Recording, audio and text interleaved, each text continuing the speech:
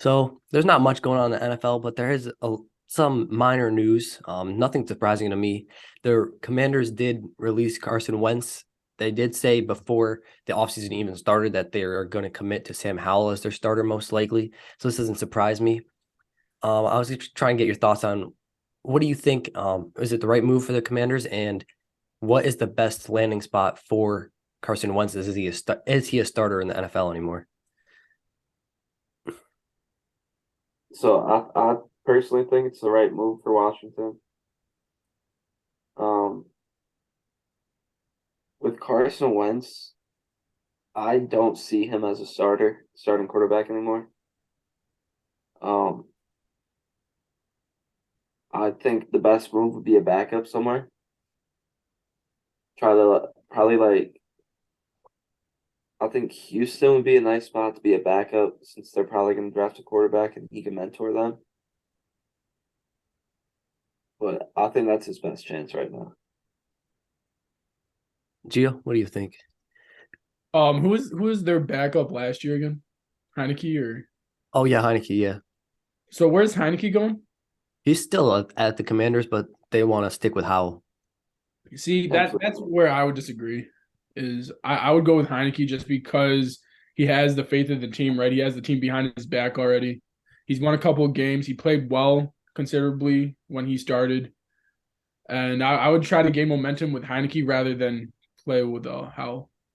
I do agree. I think Heineke is the better quarterback. Hmm. They did say that Howell's going to have to fight for his job, but it's basically his to lose, is what they're saying.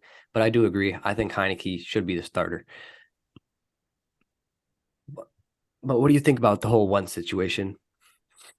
Yeah, so that's why I mentioned Heineke was because I think he should be the starter. But for Carson Wentz, if the Jets sign Derek Carr, I think Carson Wentz is better than Derek Carr, honestly.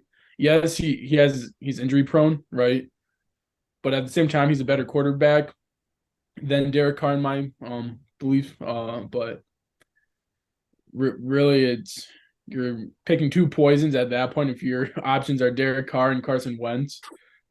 Um, so I don't know. He should be a backup somewhere, but at the same time, he is good enough to be a starter. It's just his injury history that prevents him from being a starter in my book. That's fair. I do agree. I think it was the right move for Washington. I think he can be a starter depending on where he goes, but he's best suited as a backup, in my opinion. He's not a Mhm. starter in today's NFL for me personally, which is why I feel like teams out like the Chiefs and Bills have been mentioned because the insiders are realizing that he's not a starter anymore. But there are teams that need quarterbacks that could go after him, like the Bucks, for example, and which is another team linked to them right now. Actually, the Bucks completely slipped my mind. I like Brady's retirement threw a whole loop in my thought process with them. Yeah, I mean, I feel like they could get a better quarterback, but if Wentz is their last option, it's not a horrible option to have. Do you still think they're like contending though? If they have No, I Carson don't. Wentz? I don't think they're contending. No. Not even for their divvy? Well, that division is probably the worst in the league now, so they probably could contend for their division, but if they get to the playoffs, I expect it to be like it was this past year, first round exit. But, but yeah, Yeah, I don't think he's a starter though. That's just me though. I would agree with that. I don't think he's a starter anymore. Anything you got to add, Gio? Yeah, for them to be contenders, I think you're talking about the Bucks, right? Yeah, I don't think they'll be contenders. I think the Saints will be the top seed in that division. Also, the Falcons, depending on who they have at quarterback, could be up there.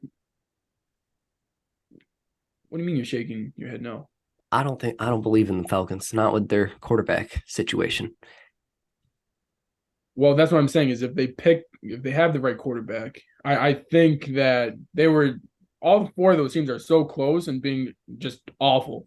Yeah, So I think the Saints have enough talent wise to be the number one in that division. And the Falcons, I think they're gritty. They have a solid team that just has to come together.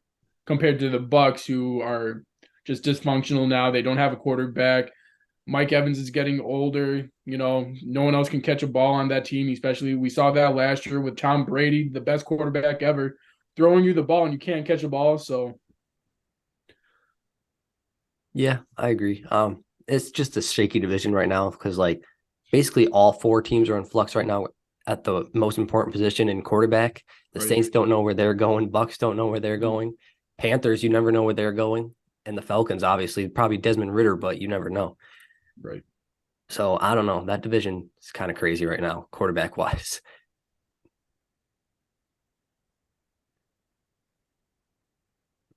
Yeah. Do you know where the Falcons have their first round pick? I think it's in the top 10. I think it's like around 8. Do you take Will Levis if he's still available? So to me, I would take Anthony Richardson over Will Levis, to be honest.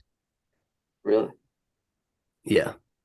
But I do think the Falcons should go quarterback. If there's a good quarterback on the board, they should go quarterback. There.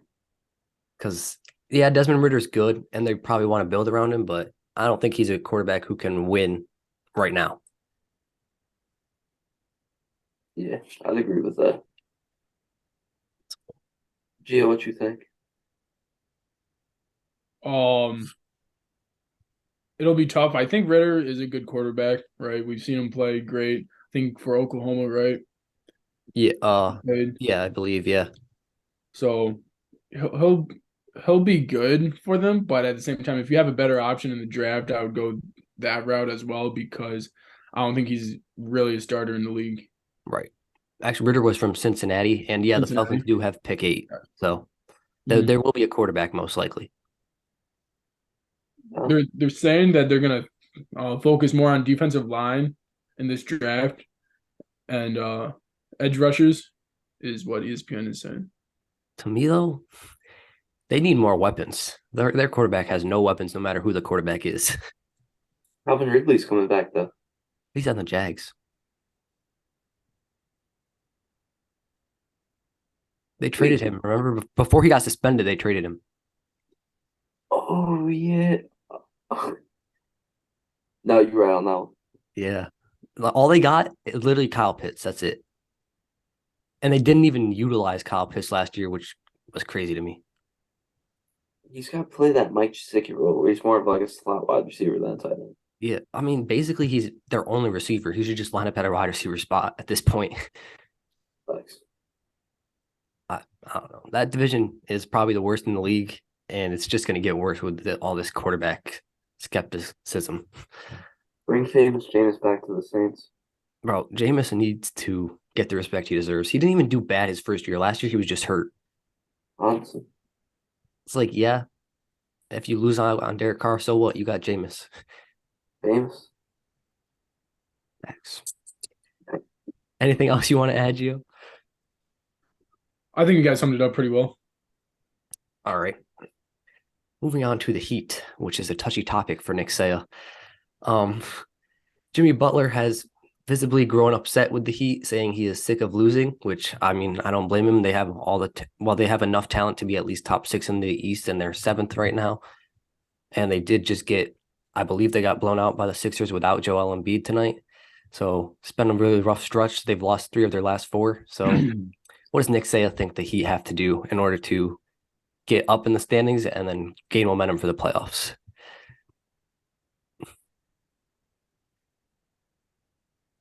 I don't even know, bro. I think they gotta get grittier on defense. I feel like there's been a downgrade defensively in that Miami team compared to the past couple of years. I need people that are getting paid to shoot the ball efficiently. Mainly Duncan Robinson. Like he's pretty much fallen out of the rotation entirely. Because he can't shoot. Yeah, it's horrible. I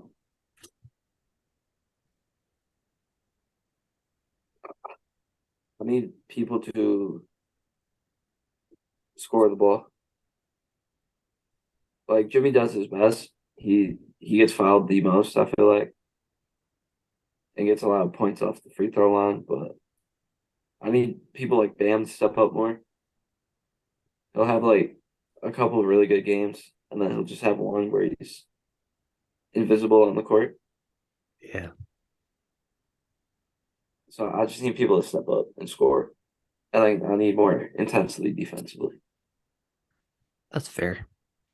Gio, what do you think about the Heat situation? So they have lost a couple bad games, I would say. They lost to the Hornets, I believe, twice in their last two meetings. Yeah, They lost to the Bucks, which is a great team. They lost to the Nuggets, which is a great team. They lost to the Knicks, who's, in their stride right now. They're gaining momentum. So overall, I think their losses as of recent aren't as bad as people are what they're saying, right? But I will have to say they need to start winning games, especially if they want to make the playoffs, right? But for them to lose back-to-back games to the 76ers, like Nick said, people have to start shooting well, more well, efficiently. they beat the Sixers the first time. Oh, the first time, right? Yeah. Okay. Yeah, Okay. they just lost So, today without Embiid, right. which is kind of crazy. Yeah. And for Jimmy to be playing the way he is, right? He's trying to do his best, at least right now.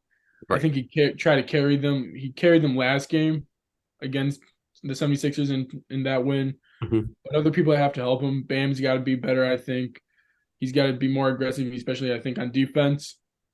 And then Tyler Hero, Strus, all those guys, all those shooters, like you guys said, because they are shooters, but they have to be shooting more efficiently. And if 2 out of the 4 of them can shoot efficiently, I think they got any game in the book, right? So they need to do that. And then for them to make the playoffs, right? Is this on Spo as well, though? Would you have to say?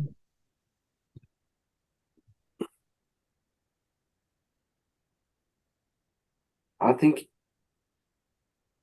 you could put it on Spo, but at the same time, I don't know if. So I think people would blame him, Mm-hmm. but it's not like he's making the wrong rotations. Right. It's just the guys that he needs to depend on to make plays Mm-hmm. aren't necessarily doing it. So, like, on paper, this team is really good. So people are going to blame Spo for that, but at the same time, he's a legendary coach. Right. And I personally still trust him. I don't think he's lost it. So I'm going to ride the Spo. I think he's good. I wasn't trying to, gear it towards that he's lost it. It's more than the fact that is some of the blame of the Heat losing these, close games, 103, 108, right? And then before that, right, they lost 116 to 105 against the Nets. Some of these close games against poor teams, right? Can that be contributed towards Spo late in the game, making the right call? In hindsight, yeah. But at the same time, in big time moments, you want to give the ball to Tyler Hero to get a bucket. For sure. Jimmy Butler. And I don't personally want to put blame on Spo, but I think, at the end of the game being that close, the coach does have a lot of pressure and control, I feel like, of the game. But at the same time, with that great of a team, you shouldn't be in these positions to begin with. And that does fall on those players. I need my boy Bam to stop talking about being the best defense player in the league. And I need him to start winning games and scoring the ball. He's a very underrated scorer, and he's not always aggressive to score the ball. Right. Yeah, I didn't expect the Heat to be in this position at all this season. I expected them to be where they have been the past 2, which is top 3 at best. This is very surprising to me. And yeah, looking at their box score tonight, their shooters are not shooting very well, and that's the main reason they lose. And for example, Gabe Vincent went 2 for 11 and 0 for 7 tonight, and Tyler Hero didn't help. He went 4 for 15 and 1 for 5. There was only 4 guys in double figures. They went 4, 5, 7 deep, and only one guy off the bench scored in double figures, which was Max Strus. So there's only 4 guys in double figures in total. That's not going to get it done in the NBA, no matter if there's Joel Embiid or not. So the role players got to step up. Jimmy's going to do his thing. Jimmy doesn't look to score like that. He likes to facilitate more. So if he's trying to facilitate, you got to knock down the shots. So it really goes on the role players from the Heat for me. And yeah, Bam definitely has to be more aggressive. Only shot 13 shots tonight, scored 20 points. But if you're scoring 20 on 8 of 13, you should keep shooting. Don't start being passive. So you need to be more aggressive from Bam. And yeah, the role players really got to step up if they want to make a late push in the season.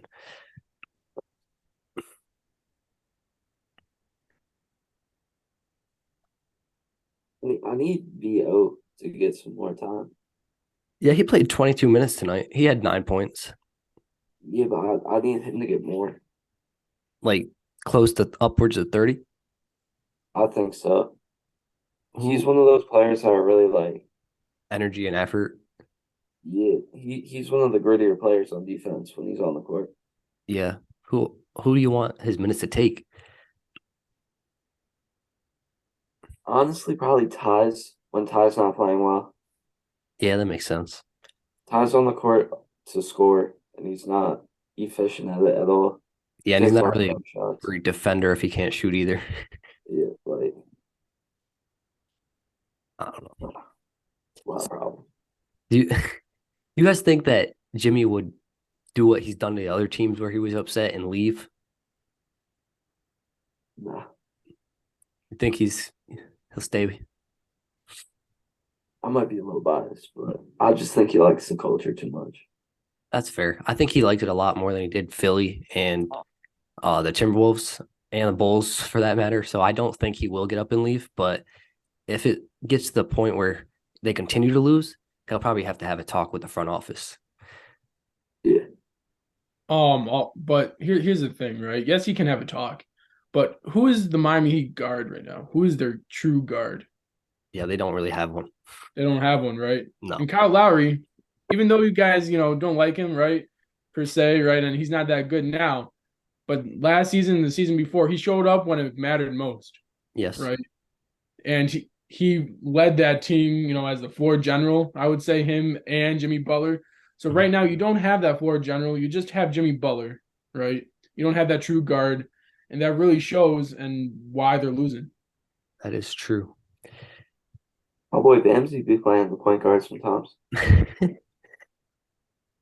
Yeah, but he ain't a guard. Let's be real. What you mean? He could be a guard. No, bro. So He could be like a Ben Simmons point guard. would you? Don't disrespect Bam like that. Nah, I'm saying a better Ben Simmons. Defensively, better defender. He's got better passing vision, better passes.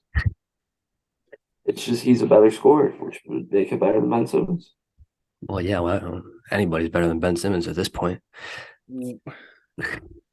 Would you want to have Gordon Dragic back on your team? Yeah, that's what I was going to ask you. Yes. You would. Yes. Okay. In a heartbeat. And then you would start him over Lowry, correct? Oh yeah. That in the playoffs when it was like 3 years ago, maybe now. 2020, yeah. He was the main reason we got that finals push. For sure. Facts. For sure. He was our primary scorer. He was the He would, dragon. he would score the ball and facilitate extremely, extremely well. And he can finish too Yeah. Right. and defend. And that's what you need. You need a finisher other than Jimmy Butler.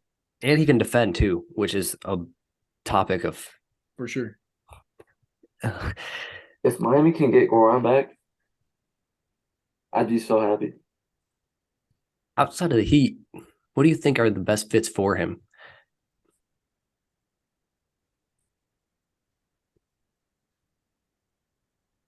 I would say Philly. Philly? Okay. And it'll be tough, but I would have to say Boston. I could see those. I feel like the Lakers would be a good fit, but as a Lakers fan, I feel like we also have too many guards already. For sure. So And not gonna lie, I would love him on the Cavs. As we saw tonight, Donovan Mitchell was gassed at the end of the game, played the majority of the game. Darius Garland, yes, we have Ricky Rubio, but he's not the same as he once was. right. And we need another backup guard, and Goran Dragic could be that guy. Yeah. But what do you think, Saya? Any good fits for the Dragon? I, I just wish I knew what he was looking for in a Yeah, team. Looking for a championship. I feel like he's looking for a championship. Yeah, which is like, I feel like the Bucks could be a good fit The Bucks would be a really good fit. Bucks would be a Backing up great Drew. fit. because like they don't have a true backup point guard if you think about it. Right. I Right. think Denver would be a good landing spot for Goran too. Yeah, especially when Bones being shipped out too. Mhm. Yeah. I think Goran being able to come in when Jamal Murray needs a rest. Yeah, because they also don't have a true backup point guard. Goran can help facilitate. He'll get set up by Jokic, Yeah, true. and he can just look for a bucket and score a bucket. Yeah, If he wants a championship, I would have to say Milwaukee would be his best bet. I agree. Yeah, Behind Giannis, Drew Holiday, Chris Middleton, and those guys out there, just because they are the most complete team. They're the most dominant team in the NBA right now, in my opinion. And they just don't look like they can be stopped. They're on a 15-game winning streak, so well, I think it's up to 18 now, 18 now, 18. something like that. It's crazy. So Yeah, the Bucks are definitely a great fit. I would say the Celtics are a good fit too, but I feel like they already have enough guards as right, well. right. So, but it'll be interesting to see what he wants for sure. Yeah, the Bucks are up to 16 wins in a row. So, I mean, and this is with like Chris Middleton still getting his legs back. Mhm. So, imagine a healthy Chris Middleton with Giannis and Drew. Watch Right. out. Just don't run in Miami. Yeah, if Miami gets there. When Miami gets there, they're a little tired of that. Still got hope as a Heat fan. Oh, it's But never count. Never count them out. What's up, Gio? I was gonna say, since you wanted to talk about big men playing guards, right? Anthony Davis and the Los Angeles Lakers are out without LeBron James for 2 to 3 weeks.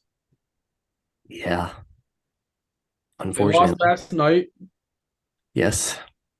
but they won tonight without Anthony Davis. Yes. As a Lakers fan, how do you see this team moving forward? And how do you see how this win without Anthony Davis and LeBron James impacts the team's confidence? First off, I have a bone to pick with Darvin Ham. You cannot sit Anthony Davis in a must-win game for precautionary reasons with the way that our season has gone and how much we needed this game. If you were going to sit him in the back-to-back, sit him in the first game. That game had no implications to the standings, in my opinion. This game had multiple implications. If we lost to the Thunder, we would have went right back down to 13th. So I'm happy we got the win, but I was upset to see that he sat Anthony Davis for no reason, basically, in a must-win game. I didn't like that. But luckily, Austin Reeves stepped up along with Dennis Schroeder and a few other players. But yeah, not having LeBron James is very tough, obviously, because he is the ball dominant player for this team. He facilitates the offense, even though he doesn't score efficiently at times. He still facilitates very well and plays great defense at times as well. But this win will help us, I believe. It will help our chemistry because we had to really fight for this win without Anthony Davis, LeBron James, and D'Angelo Russell as well. And not having LeBron is going to impact us, as I said, facilitating the ball. But once D'Angelo Russell comes back, that doesn't really worry me as much. And as long as Dennis Schroeder and Austin Reeves continue to play the way they are, it also doesn't worry me. I still think we have a shot to get to 8 or 9 in that spot without LeBron, as long as Anthony Davis stays healthy and puts up the 30 and 20 that he did against the Mavericks and 28 and 19 he did against the Grizzlies.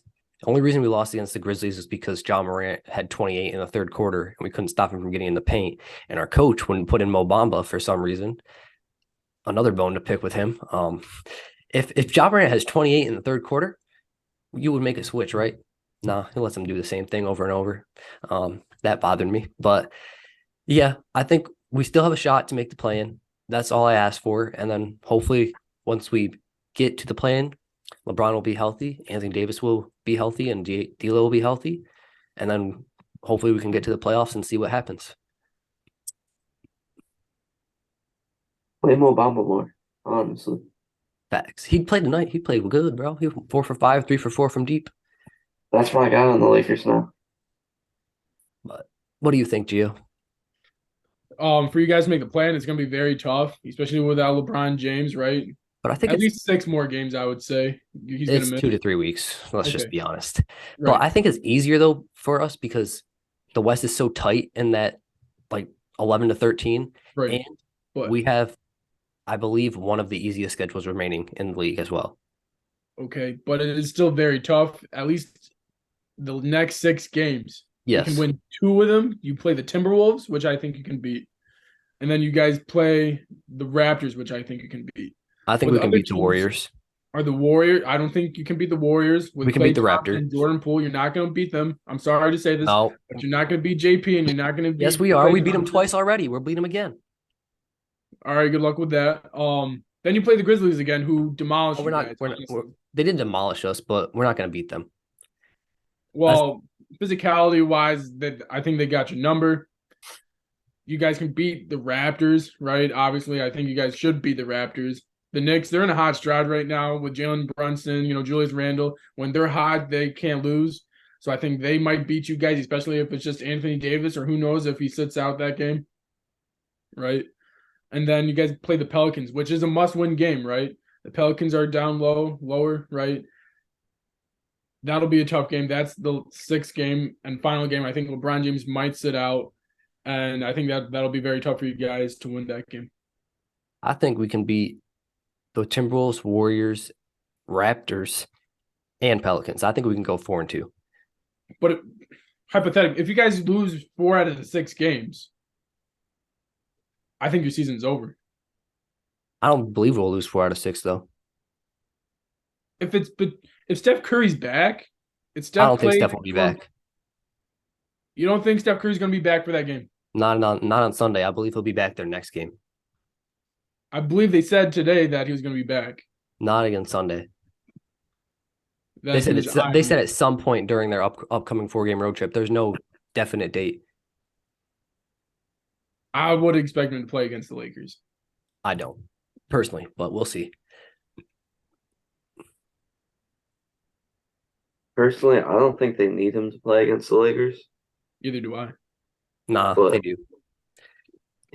Have you seen what Klay Thompson's been doing? I'm not worried about Klay Thompson. He always Have you seen what Jordan Poole did last night? They both always throw up bricks against us. I'm not worried about that. All right, cool. Leader Klay is going to come into the game. No, he's not. Game 6, Klay is going to come into the game. Headband Klay is going to come into the game. No, Captain Klay is going to come into the game. D'Lo's going to drop 25 on him. That's what's going to happen. Who's going to drop 25? D'Lo. D'Lo? Mm-hmm. You want D'Lo. That's okay, guys. Guys, look. You got D'Angelo Russell. He's going to be our saving grace, man. D'Angelo Russell. Man, I believe in that kid. Bro, he's great. You criminally underrate him. Criminally. I criminally underrate him? All right, look at everything he did in Minnesota. Look at everything. He did nothing. Nothing. He did his part. Nothing. He had no help. He did his part. He had no help. And how did he do his part if he barely scored 15 a game? He scored 20 a game, bro. One of the best centers in the league. Possibly one of the best shooters in the league. Big men shooters. He scored 20 a game, bro. You have Anthony Edwards. Yeah, Anthony disappeared. That's not his fault. You had Patrick Beverly. You have your guy Vanderbilt. You had multiple other guys. You had Naz Reid. You had a lot of guys on that team. Tell me he had no help. Good, Tell me he had no help. He had no help. Oh my goodness. I promise. Are you serious right now? Yes, I am. You'll see Sunday. Wilding right now. You'll see Sunday. Wilding. You'll see Sunday. I'll see Sunday. Yeah. Why do I have to see Sunday? Because he's gonna drop 25, and I'll be like, I told you, Gio. Oh, D'Angelo Russell gonna come in and save the day. He is. He's saved you the day you one time in his career. That was in Brooklyn. One time. no. One season he showed out. That was it. The Timberwolves would not have made the playoffs without D'Angelo Russell last year. I agree. Okay. But where did he show up in the playoffs? Tell me. Where'd the rest of his team show up? Anthony Edwards showed up. Anthony Not Edwards really. showed up big time. He was inconsistent. He showed up more than he did, though. Let me just walk down the court and shoot the most contested shot in the world because I'm that good. I'm D'Angelo Russell. I got ice in my veins and I can shoot that shot. I think you criminally underrate him personally, but that's just me. Well, as a Lakers fan, 2 stints now, right? One because of Nick Young, and then the other one, he's coming back, right? 2 stints with the Lakers. Why did you get rid of him the first time? Tell me why. Because of what you just said, Nick Young. You're telling me you would have rather kept Nick Young than D'Angelo Russell? No, but the reason we did is because teammate chemistry was not good. I don't know why we didn't keep Russell over him, but that's not my decision. All right. I'm just saying he underperformed then and he's going to underperform now. No, he's not. I promise you he won't. All right. Amen. He's a different player than he was his first stint. He's going to get us, I believe, around 20 to 25 a game, and he'll get his 5 to 6 assists. He's a better facilitator than Russ was, and that's going to help us. All right. Speaking of Russ, real quick though, not to like go off entirely.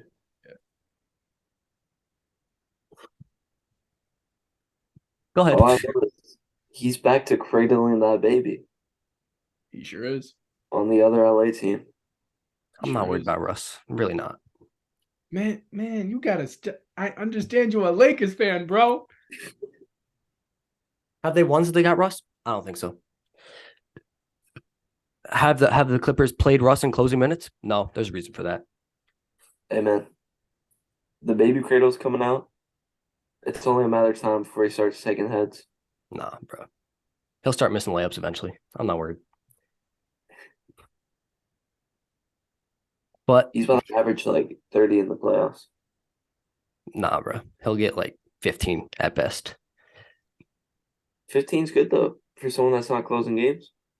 It is. He has been playing very good for the Clippers. It's just been unfortunate that they haven't been able to win with him yet. They gotta get Kawhi playing like actual minutes. I mean, Kawhi does play a lot, and he does his thing. It's just Eric Gordon hasn't been showing up, and neither has Marcus Morris. Yeah, but they shouldn't rely on that. Yeah, but who else do they have to rely on outside of Kawhi, PG, and Russ? Give Russ the ball. Let him talk to people. I mean, they don't play him in closing minutes, though, which, I mean, honestly, they probably could because they're closing a lot up against the Nuggets. I'm not sure if you saw. It was not good. What was the closing lineup? I believe it was Kawhi, PG, Morris, Gordon, and Terrence Mann. Right. And the reason why I had a discussion with another person, but why I would choose Eric Gordon over Russ right now is the fact that you already have a facilitator, and I would say Kawhi Leonard and Paul George, right? Yeah. You don't need another one out there. You need a shooter, and that's why you have Eric Gordon out there because he's a better shooter than Russell Westbrook. But yeah, but like they're pretty equal at this point in their careers, to be honest, shooting wise. And I feel like Kawhi and PG are more looking to score than they are to facilitate. But they are able to facilitate. It's not like they're just pure scorers, right? Like saying Eric Gordon, right? They need. But I feel like if they're looking for a facilitator, for a closing facilitator, Russ would be their best bet. For sure, but they're more likely to win the game without Russ being in the closing minutes. Like you said, on the Lakers multiple times, why do we have Russell Westbrook out there, right? They're looking to win the games, and Russell Westbrook's great to get them there, but their closing lineup needs to finish it. Yeah, that's true. But going back to the Lakers, I believe they can win 4 out of 6. But if you say you said they lost the 4 out of 6 potentially. Right. The season I believe would be over because we would probably fall back to 13th with about 15 games left, and that would be just a very hard hill to climb. For sure. Thanks. Say One thing though. Oh yeah, go ahead. Okay, why I would have sat Anthony Davis against OKC is because they're a worse team than the Grizzlies, right? And you can have a possible chance of beating the OKC than the Grizzlies if you didn't have AD out there. Yes, I agree, but to me, the Grizzlies game didn't have any effect in the standings, and the unfortunately, I got the cliffhanger that time. There's no debate there. But as I was saying before, it cut me out. I believe that the Grizzlies game did not have effect on the standings, so I would have rather sat ADM that game compared to the OKC game because it had a big effect on the standings more than the Grizzlies game. And I agree with your points. It's just the fact that you guys had a better chance of winning this game without Anthony Davis than the other one. Say you lose both of those games, right? Yeah. Because you didn't play him against the Grizzlies. You obviously lost that game either way. And potentially you could have lost this game, right? So Yeah, that's true. I really need AD to play as many games as he can. No more resting. Like even if the coaches tells you to rest, bro, I expect AD to be like, nah, I'm playing. he needs to though, just because of the type of player he is though. That's true. He needs this. Yeah, but I don't know. It's just hard, especially with the position we're in. I agree, but I don't know if Nick can attest to this, but there are two players in the NBA who need load management. And I hate load management, but there are two of them, and that's Kawhi Leonard and Anthony Davis. True. But Kawhi doesn't need to sit out, 40 games like he has this year? But he is very injury prone, at least in the last 4, Yes, 5, 6 he is years. very injury prone, but to sit out, basically, he sat out like 3 weeks straight with load management. Come on. Yeah, I agree with Gio that you have to like allow AD to sit, but I also need AD, like what Jake's saying, to have that competitive edge to him, to where he needs to play. He needs to put his team in positions where they can win, especially with no LeBron.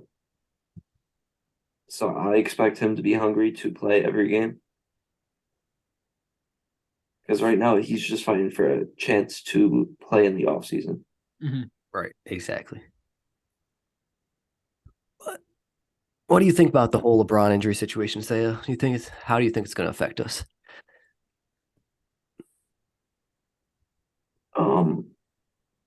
I'll stay hopeful for you guys, but I don't have a lot of faith. Sorry, I know.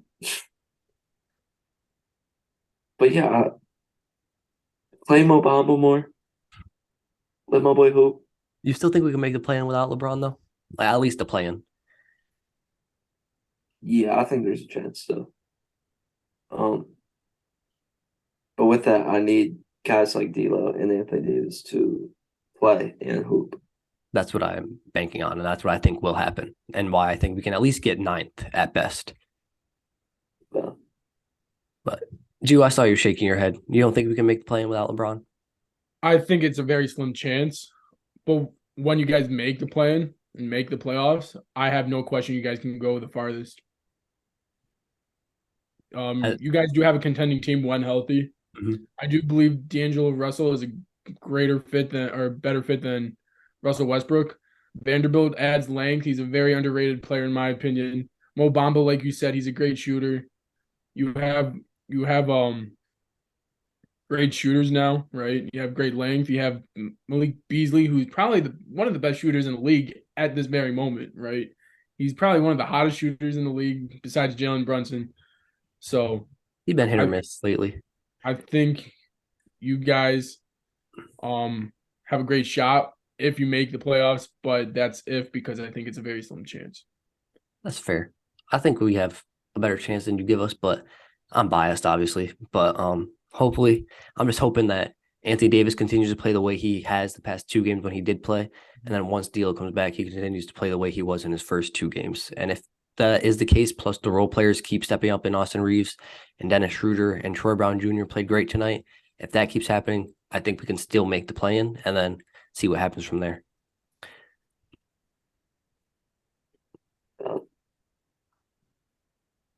Personally, I think you guys have trouble against the Clippers though in the playoffs. Yeah, I mean, we have trouble against the Clippers in general, to be honest. We can't beat them in any game. It's been the Especially last with this 4 years. Yeah, it's been 10 straight games we lost to the Clippers. It's about to be 11 Yeah, we probably will, but it's not going to be because of Russ. because Russ is about to drop a 40 piece. Yeah, you wish. Russell Westbrook's Kawhi and gonna Paul have the George. game winner. If Russell Westbrook has a game winner, I'm going to throw the remote at my TV and buy a new TV the next day. Step back three for the win. Right? Yeah, I'll tear my room apart. You won't see me for the week. But, yeah, we'll see what happens with the Lakers. But in other news, Kevin Durant did make his son's debut tonight. Had 23 points on efficient 23 in 27 minutes. And Devin Booker added 37 points of his own, which just shows you how much like they can gel together and how well it's going to work. I believe that it's going to work a lot better than the situation in Dallas with Kyrie and Luka so far. But what are you guys' thoughts on Kevin Durant's debut? And yeah, what do you guys think about it? How it affect D-Book and Chris Paul and Ayton played great as well. Unfortunately, I was not able to watch the game, Oh, it wasn't on TV anyway. I was just getting your thoughts, basically. but based off the box score of what I've seen, Mhm. it looks like it could be problems. Yeah. But for me to go deeper in depth, I have to do the eye test and see how they really gel. Mhm. See if it's more like ball movement oriented or if it's like iso ball. Yeah, I agree. I have to do the same thing. But I believe it's more ball movement, to be honest, because Chris Paul ended with 10 assists. I believe Booker had around 6 and KD had around 4. So I think it's going to gel very well. It's just going to be scary. They don't want to catch the Nuggets though. I hope the Nuggets do go far. I really do. I want to see them succeed. Just to lose to Miami though. All right, Gio, what do you think about KD's debut? I think this is a tune-up game. I can't really read too much into this because it is against the Hornets without LaMelo Ball, their best player. Yes, they did have Gordon Hayward and Kelly Oubre, and Kelly Oubre gave them 26 points. It's not a contending team. True. These guys are supposedly the favorites in the West going up against this team. Like I said, can't really read too much into it. Yes, he had an efficient night, but against who? It needs to be a great team like the Nuggets, like possibly the Clippers, like the Kings, right? A solid team in the West or a solid team in the East for me to analyze this performance and see how well this team can gel. But like I said, it's not against a contending team or a great team in either conference. And yes, Devin Booker and Kevin Durant were playing pickup basketball tonight while, DeAndre Ayton just feasted, right? He was 7 for 10. And Chris Paul played in his element, had, I believe, 11 assists. So, Yeah, I agree with all your points. It is true. They played against probably the worst defensive team in the league. So pretty easy to score against them. right. But it is encouraging to see, if you are a Suns fan, to see how well they gelled in their first game, especially since they didn't play together before this. But I do agree with you. I do have to see it against a contending team such as the Mavericks, which they play this Sunday, which will be a great game. So if they can do it against the Mavericks, then I'll be a believer. Yeah. Although I don't know about the Mavericks being the test for me personally. Who do you think is the best test for them in the West?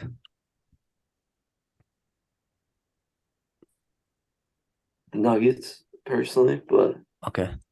I don't think they have them on the schedule anymore, right? I'm not sure. Even the Clippers, I'd like to see them play the Clippers, see how that would work out. Because that Clippers team brings a lot of defense to them. They do play the Bucks next week too. Okay, yeah, that'll be a game I'll tune into. Like, that'll be a big impact on how I feel about them going into the playoffs. Yeah, and they do play the Nuggets The last the game. last day of March, yeah. Yeah. Yeah, they played the Nuggets twice in the last games.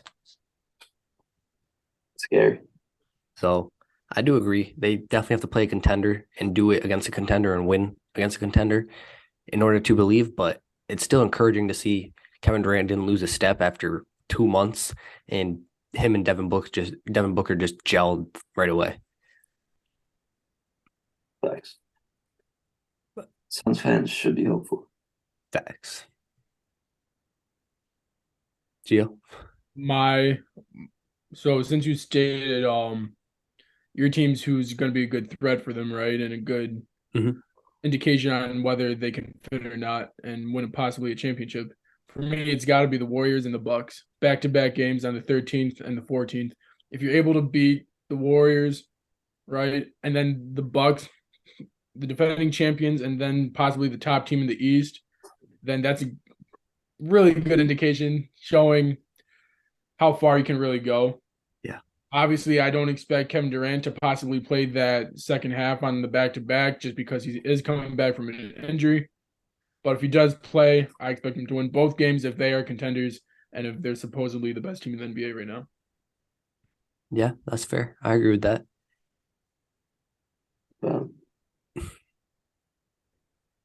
But anything else y'all want to touch on before we wrap up? Well, it is March. We have March Madness coming up. Yes. We already have some tournaments starting, right? Yep. Um, Unfortunately, Syracuse is not good, but we move.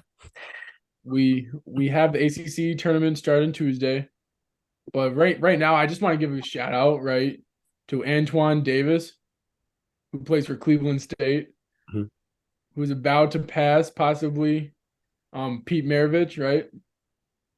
Pistol Pete for the top scorer in NCAA history. So give a shout out to him. But who's your sleeper team? I have a lot of sleeper teams, so I'll let Nick Saya go first. Who's your number one sleeper team? Number one, Saya, go ahead. I don't even know, bro. I like this college basketball season for Nick Saya has been brutal. Oh yeah, because Syracuse stinks, so we don't watch. SU sucks. St. Bonaventures not good. Yeah, bro. I could see a lot of teams being considered sleepers. I'd say my number one sleeper team that could make some noise is Texas A&M, and then a close second is Arkansas.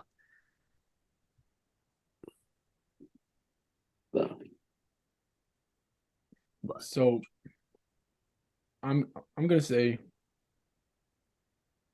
one big upset, especially last night. I know it's just one game. Iowa over Indiana last night, taking down Indiana. I think Iowa doesn't get the credit they deserve. I think they're a very solid team, right? With a potential, I think, top 3 draft pick, top 5 draft pick, right? In that kid. But I'm going to have to say them, but I'm also going to have to say Vanderbilt. If they get a chance, I think that they're going to have a great shot like they do every other year. So Vanderbilt and Iowa, I think the Big Ten, especially, I think that even though they don't win as much in the NCAA tournament, I think they're going to be really good this year. I think they're going to have a lot of teams in it. I think at least 8 to 9 teams should be in it, like Iowa, Indiana, Michigan State, Maryland, Ohio State, right? So we'll see. Possibly. Ohio State had a great win tonight against Maryland. They got to win their tournament, though. They can't make it at 13-17. Right. They do have to win the tournament. But I think since they were able to beat Maryland, they can gain momentum and possibly win the tournament, especially in the Big Ten. I think anyone can really beat anyone, but they are the toughest conference, except for the SEC, right? Yes. Yeah. The SEC is amazing, flat out, probably the best conference in the NCAA right now. I'd say the close second to them is Big 12. That's it. Big 12 is, but I really think anyone can win in that league, and can't wait to watch. Yeah, it's definitely going to be a great month. Can't wait for March Madness and the conference tournaments. But yeah, Vanderbilt was another sleeper on my list. I have a lot of sleepers, but Vanderbilt has been making a lot of noise and it's been going unnoticed.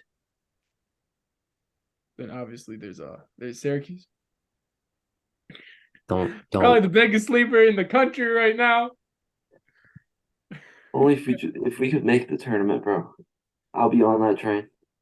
Bro, I'm Justin sorry. Taylor, Joe Girard, Jesse Edwards. This is where they show up. Only one time of the year they need to show up, and it's the ACC tournament. They got to win the whole thing now. Justin Taylor said it a couple weeks ago. As long as we play good in the ACC tournament, nothing else matters. We win this thing, we're on the map again, and we're into the tournament where we perform our best. I'm sorry, bro. I have no hope left. I just don't. If you can't beat a 12-17 team and get blown out by 22 and let them score 90, you let your opponent score 90 in 3 straight games, get out rebounded every game, can't shoot, can't defend, no effort, no energy, you're not winning. I'm sorry. But guess what? Did you hear what Jim Boeheim said last night? I don't care what Jim Boeheim says. He sucks. Take it easy. Just hey, remember the breathing technique. I don't care. Remember the breathing. Hey, man. No. Hey. He needs to retire. Okay. It's been 48 long years. Goodbye. Okay, excuse me. We had a national championship in there. We had a national championship 20 years ago. So what?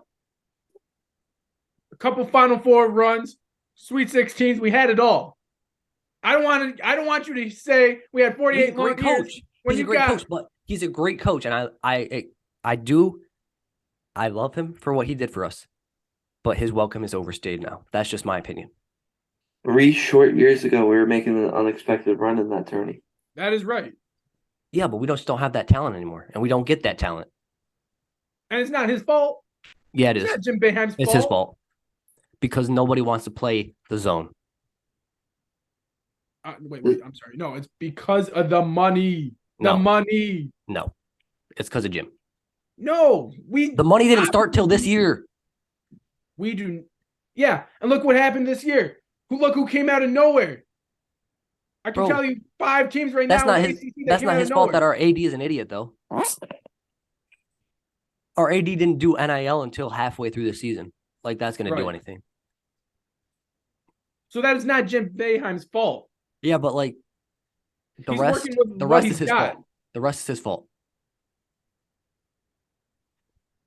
Okay. You can't play zone. To me personally, you can't play zone for a full 40-minute game in today's era. You can throw it in here and there and confuse teams, but you got to throw in other defenses. I agree with that, and that's why we performed well last year. Is because we played the 3-1-3 or the 1-3-1 zone, right? And we also played the 2-3 zone. But I just don't know why he's gone away from that. Like, I don't understand it. I think, like I said, Jim Boeheim before it's okay. You had that little outburst on Jim Boeheim, but it's all good. Before I was going to say how they were trying new defenses 2 days prior to this game. And yes, he did say they were progressively getting worse. But they have a whole week to try new defenses to get better on their press, to get better on the defense. Obviously, we know the scoring is going to be there, but they can get that defensive efficiency down. Jesse Edwards can become Jesse Edwards again. And like I said, 3 players in the ACC tournament that showed up last year are bound to show up this year as well.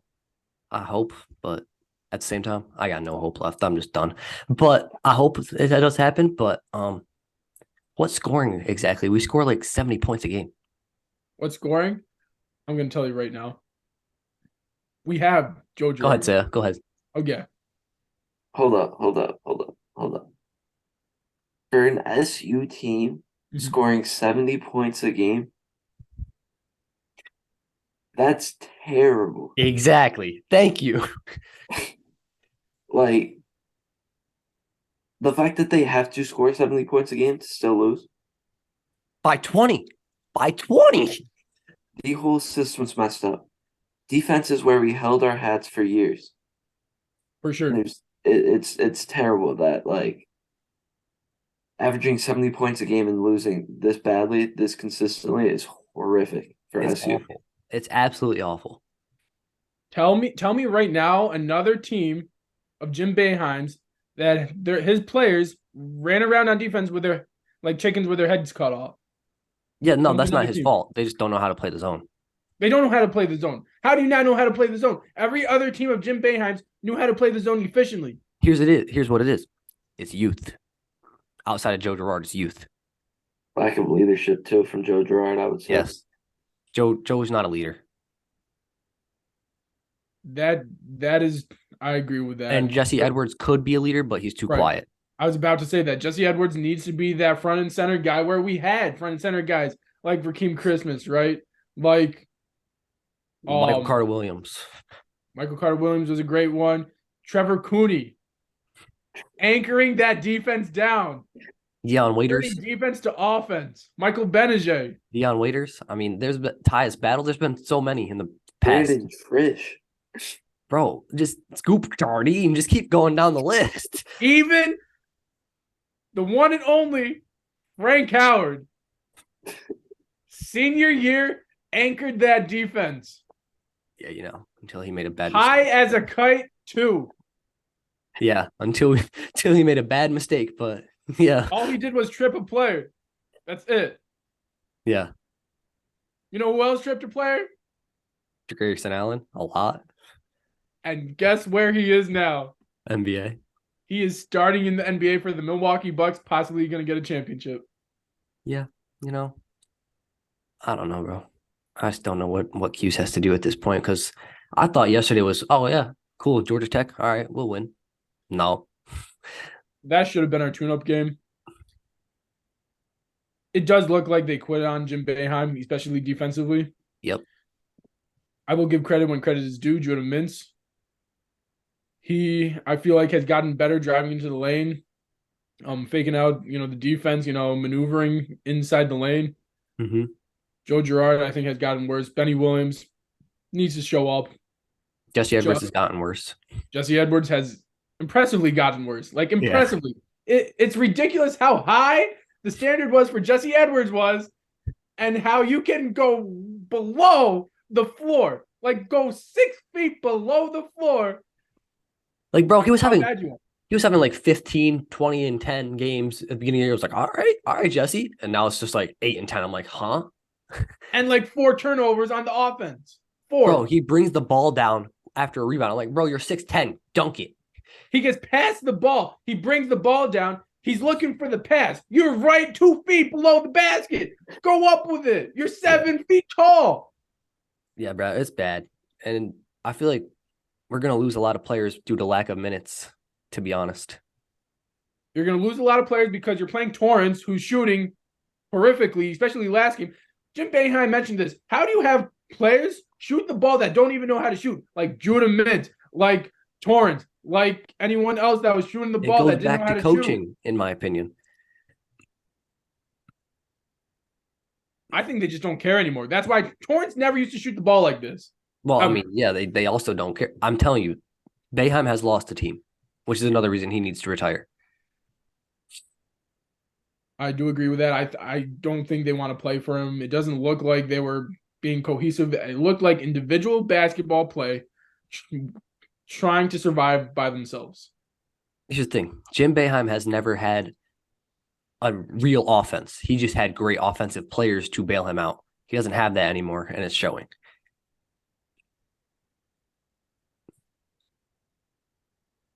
Yes and no. I think he's had great offenses with Tyus Battle, Elijah Hughes, right? CJ Fair. But even though he never had like set plays, they just did it themselves. What's up? Buddy Boeheim added to that list. Yeah, that's the only one he had set plays for was Buddy. But like the rest did it themselves, I feel like. I think Tyus Battle had set plays. I believe Trevor Cooney, Michael Benajay. Yeah, but like I just don't feel like Jim cares anymore, if I'm being honest. I don't think he does at all. Like if you watch his interviews after the game and like on podcasts and stuff, he just like, it's my decision. I don't really care. Right. I don't like where the standard is. Now, especially talent-wise, everyone's saying how talented these kids are. I mean, they are talented, but you got to utilize their talent. I don't think they're as talented as the kids before, honestly. Who, like the last year's team? Not even that. You had kids out here going against top 3 draft picks, right? And Michael Benze, Trevor Cooney, right? All these kids like Tyler Lydon, Battle, Elijah Hughes, Oh all yeah, these that kids. team was 100% better. Yeah, Well, but all of them, Brandon Trish, all of these yeah, guys, bro. the league, Our past right? teams were 10 times better than this team, easily. For sure. But at the same time, you're saying these kids have more talent. These kids are very talented. You're not. They're not. I don't like the word talent because it has to be brought out. I like the word Yeah. skill and hustle But like, because you see that talent. yeah, You don't see that. You know yeah, what I'm saying? they don't show hustle. They show Right. skill here and there, but they don't show Right. hustle. Right. But the talent, like you said, it has to be brought out of them. That goes back to coaching. Jim doesn't get it out of them the right way.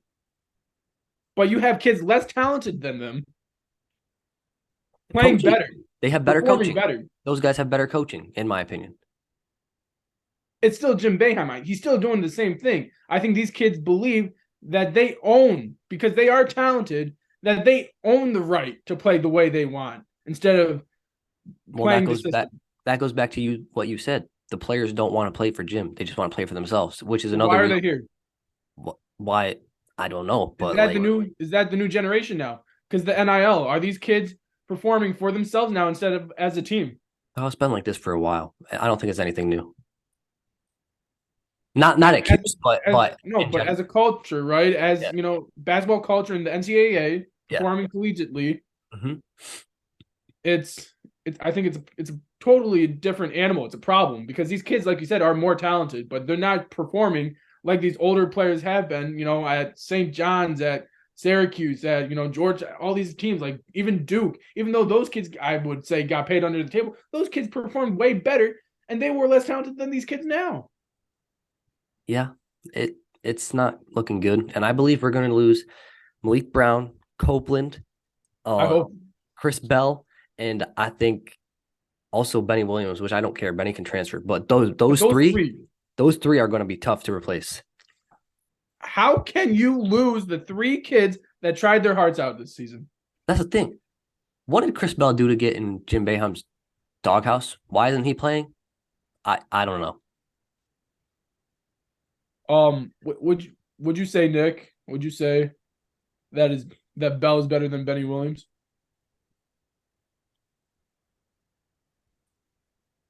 Yes, I would personally.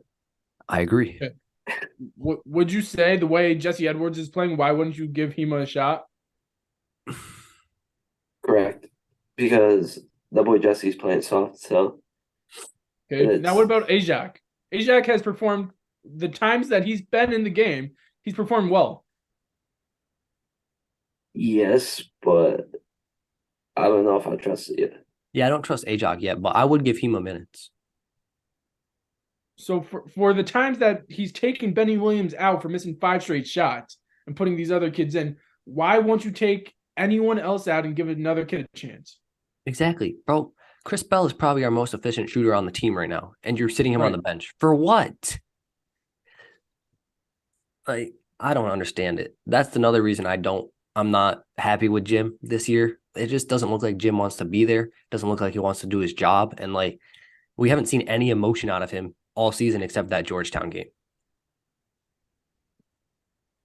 Facts. The whole right. Go ahead, Gio. I was just gonna say the whole vibe is different this year. Autry, Matt, Jerry McNamara, all of them, the whole coaching staff, all the players, the whole vibe seems different. No one's happy. No one's trying to pump each other up. No one's performing well. No one's even hustling, like you mentioned. This is ridiculous. This is not Syracuse basketball. No,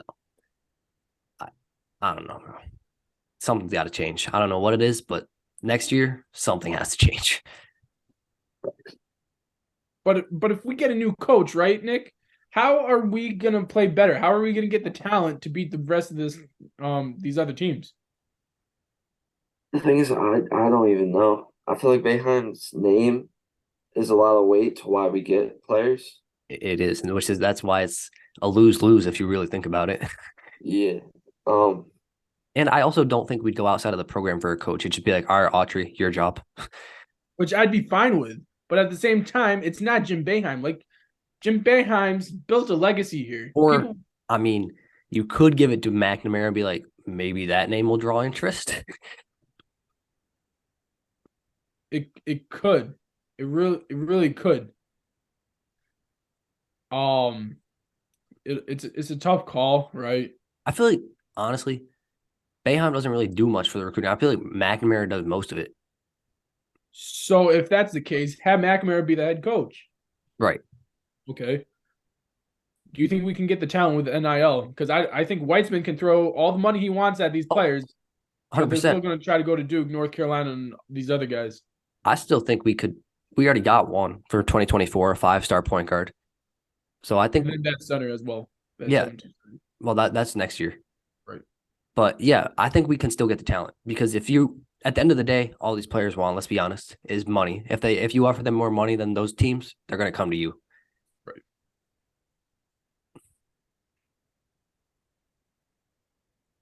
just bring in a team. Yeah. Like, I'm sick of this 17, 18 win season. Be like, all right, that was a good season. No, bro, it's mediocre. Like, I need team players too. I don't even care about Yeah. Like, stars necessarily, as long as they're willing to play as a team right. and buy into the system. Like, I feel like Judah passes the ball a lot, but he's like the only one who I see who like tries to move the ball. Yeah. Because like Gerard, every time he catches it, oh, I'm going to shoot it. We already know what's going to happen. Those little elbow jumpers. Yeah, like bro. Like, and then the rest of the players, once they get in, they're like, oh, I better show what I got to score. So I did to shoot it. it's terrible. It's bad. I don't know. I just feel like our season's unfortunately over. But I hope I'm wrong. But going into the ACC tournament with potentially 4 straight losses is not going to bode well for us. They got to turn it around. Big time. Right. And that's the thing. Losing 4 straight games, you got to get a win somehow, right? Might as well be now. It's changed momentum. Let's hope, but some other people they're gonna have to step up. Justin Taylor. I like how he's starting, but I don't like how he took Malik Brown out of the lineup. I liked Malik Brown in the lineup. Yeah. I'm gonna have to say Joey's gonna have to put up 30. Judah's gonna have to have an efficient night.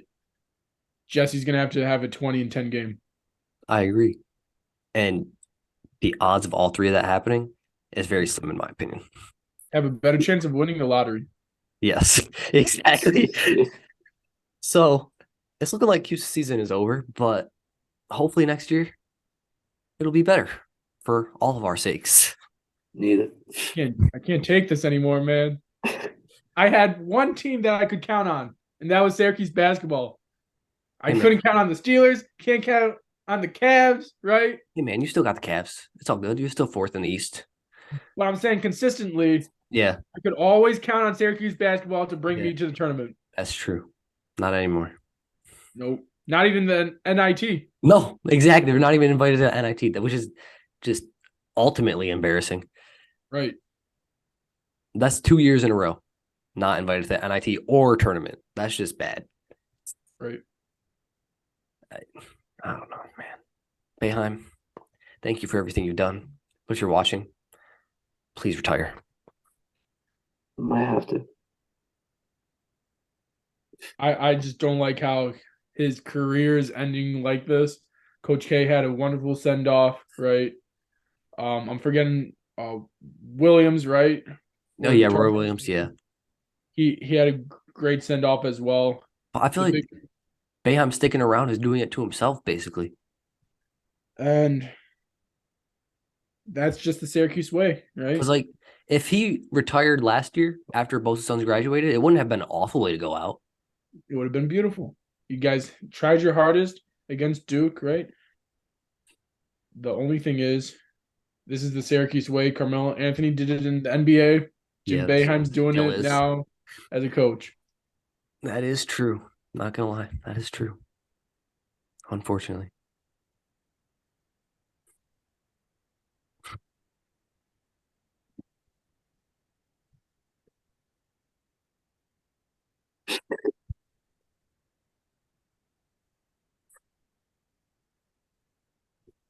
And But yeah, no one wanted to get a cliffhanger that time, so just a little awkward silence. Sorry about that. But to wrap it up, Syracuse needs to make some changes next year if they want to go back to the way it was like 2, 3 years ago and make the tournament. We'll see if it happens.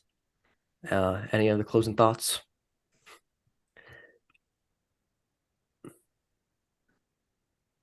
I hope he gets the farewell tour he deserves because he's probably one of the greatest coaches of all time. For sure. Not only does he have one championship in college, but he has 3 gold medals as well. So deserves that farewell send off and hope he gets it. Agreed. Hall of Fame head coach. Facts. 1,000 career wins, whether you like it or not. Jay Billis says so. Oh, Gio, you got a segment? Yeah, I recently just came across a post, for sneakers. Jordan 1 came out. Obviously, it's been a couple years since Craig Sager passed, but 2016, Craig Sager Jordan 1 came out, I believe, exclusively for him. And is it an amazing colorway? I do believe so. Would it be amazing if they dropped it? Yes, but would it lose its meaning if they did drop it in mass production? I think it would because of how great Craig Sager was for the game. I think having these as a one-of-one, just being exclusively for him means a lot, and it is a great sneaker, and I would love to have it, but I think it would lose its meaning. But shout out to Craig Sager, Jordan 1s. All right. Rest in peace, Craig Sager. Greatly missed in the NBA world. Great announcer when he was one. And yeah, in the video game world, not much going on. But if you're into Hogwarts Legacy, they might release multiplayer mode soon. So if you're into that, definitely a big announcement going into the next few weeks if it does happen. And yeah, over to Nick Saya.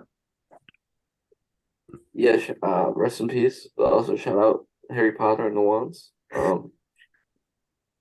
In music, I'm gonna shout out G Herbo, the song Raining. I like it. It's a good song. Yeah. All right. Thanks for watching. See you on the next one. Thank you for watching. If you enjoyed, drop a like.